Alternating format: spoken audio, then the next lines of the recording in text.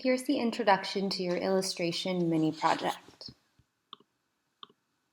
So what exactly is illustration? It's a drawing, painting, or printed work of art that explains, clarifies, illuminates, visually represents, or merely decorates a written text, which may be of literary or commercial nature. So for example, the images that you may see in some sort of pamphlet or the illustrations or images that you might see in a children's book are all examples. Now on the scale of general art making, we have fine art on one end and illustration on another end. And there tends to be some beef between fine artists and illustrators on what exactly their role is, and there's sort of a battle between who thinks they're better. And the truth is that one is not better than the other, they're just different. So fine art focuses more on individual expression, where illustration on the other end focuses more on the client. You're usually making artwork for somebody, or artwork that's going to be consumed by other people or bought by other people. In the middle, where there's some overlap, is narrative art. And I'll go over what each of those categories is. So fine art, like I said, there's a greater emphasis on the individual. So this is the artist in their studio pretty much painting or making whatever he or she pleases. For a fine artist isn't necessarily making the idea that he or she wants to communicate crystal clear to the viewer. Usually when you're looking at a piece of fine art, there's a little bit of confusion about what exactly the piece either may be about, or what the artist intended, or even sometimes what you're looking at. So that's why I like to say that it's art for art's sake. It's generally not for commercial use. Narrative art, which is in between fine art and illustration, suggests or tells a story or part of a story. Now I have suggests in bold text because sometimes you might think you know what the story is going on, but maybe you don't know all the details or aren't exactly sure. For example, this is Picasso's Guernica, and it is about the Spanish Civil War and all the horrors that happened during that time. So you can see here by looking at the image that this is not a peaceful, happy scene. We see someone on the floor, people screaming, the light, the candle, people with their hands up in the air. So we can tell that this is not a nice scene, but maybe we don't exactly know that it is the Spanish Civil War. Overall, narrative art has a higher level of communication to the viewer because it is at least giving you something to hold on to when you're viewing it. Here are two other examples. What might be going on in each of these pictures? We can see a young boy dressed up as Snow White and a woman who we might assume is his mother, or maybe it's this man's wife, we don't know, putting on or taking off underwear. And here we see a woman / perhaps a man talking to a little boy. So again, there's a story being suggested here, but we really can't tell for sure what's happening. Illustration tends to be one step in the design of a larger product or idea. So for example, if Coca-Cola is coming up with an advertising campaign, illustration or making some sort of illustration or ad may be one part of that entire larger campaign. Or for a children's book, for example, there's the author writing the book, there's the publisher publishing the book, there's the editor editing the book, and then the illustrator is one part of that illustrating the book. So this means that there's a lot of collaboration where with fine artists there tends to be more isolated work time and you're not really collaborating with anybody other than the museum or the gallery owner. And because of this, it tends to be used for commercial purposes. So there's usually some sort of purchasing of goods or purchasing of arts or art as a service happening in illustration. So a couple different types of illustrations are infographics. So when you go to a national park and there's a little pamphlet telling you where to go and there are graphics there, that has been done by an illustrator. And a book illustration, how I was talking about earlier, For fashion illustrations, I think most of us are familiar with those. In advertising, we see a lot of digital illustrations now, but back in the day, they used to be all done by hand, and you can see those in a lot of magazines. And then narrative illustration, which I would say is a little bit more like fine art, but essentially there also is a story being suggested there. Different elements that go into designing an illustration. However, I've simplified it to what I feel are the main four. So focus is number one. Where do you want the viewer's eye to go? Composition, how is your viewer's eye being led around the picture plane? 3, palette, what colors are you using? And texture, how are you bringing your space and the characters to life through the textures that you're including? So for example, for this image, what would be the focus? Some of us might say that this little fox might be the focus, and the fox would be the focus because he is a different color. So they're using color to create focus here. You can also say that the wolf and this woman are the focus because of the size. They are the biggest thing in this image. And the placement of them also is in the center, just like with the fox. So they're using a symmetrical composition with the main focuses in the center.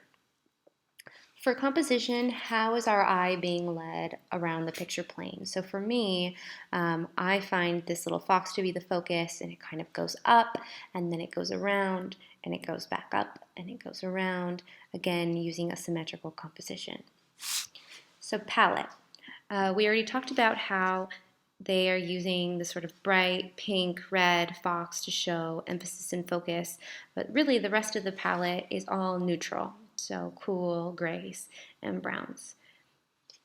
And whatever palette you choose to include will also affect the mood or the tone. So if this same image was made with sunflower yellow and pumpkin orange, it would give off a totally different vibe. And the last is texture. This particular one uses a lot of it. You see texture in the trees, you see texture in the fur, here on the wolf and in the clothing, and in the fur of the fox. And there's something, yes, I'm going to say the word crispy about it, like, that kind of gives it like a chilly, you can feel the coldness in the photo, and that's also affecting the mood and the tone. So let's look at this one. What do you think the focus is? For me, the text is the focus because I can read it. And this is something really important to recognize about using text in an illustration. Our brains want to read everything. And so if you add text, it's probably going to take more importance over the other elements in your illustration, which there's nothing wrong with that, but you just want to be aware of it. The composition, again, is sort of symmetrical, but it's also radial, because this is going out, kind of coming back in, going out, going back in, and it's sort of spiraling around, but you could also argue that it's symmetrical. The palette, I would say, is really bright, saturated colors, and that, I think, contributes to the sort of pop art, comic book feeling that we're getting. They're also using complementary colors, so they're using yellow and purple, and then they're also using another primary here, red as well. And then the texture, so we have a lot of smooth surfaces, and then we just have some sort of hatching happening to create texture in the shadows in the hair and in the neck and in the clothing as well. So your mini project is to create a small illustration that takes inspiration from one word. Your illustration is going to be fairly small, and you can use any materials that you would like. And what I'm really grading you on is creativity, risk-taking, personal voice, and you'll see that I have listed technical execution last. So I'm not as interested in your technique here. This is not the type of project where you want to perfectly shade something and give me value-driven still life. I want you to do something fun. I want you to do something out of your comfort zone. I want you to do something that's stylized and different.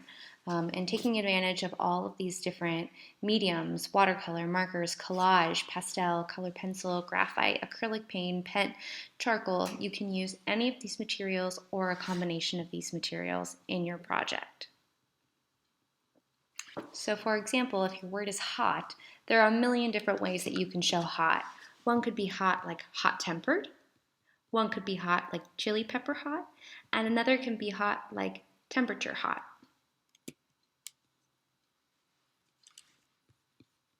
So the first thing that you're going to want to do is think of a few words that inspire you and just doodle in your sketchbook. Just see what comes to your mind and let the ideas flow out of you. I really think that a major mistake with this project is to overthink it and trying to make things perfect. I think that doodling is the best way for you to get an idea for this project.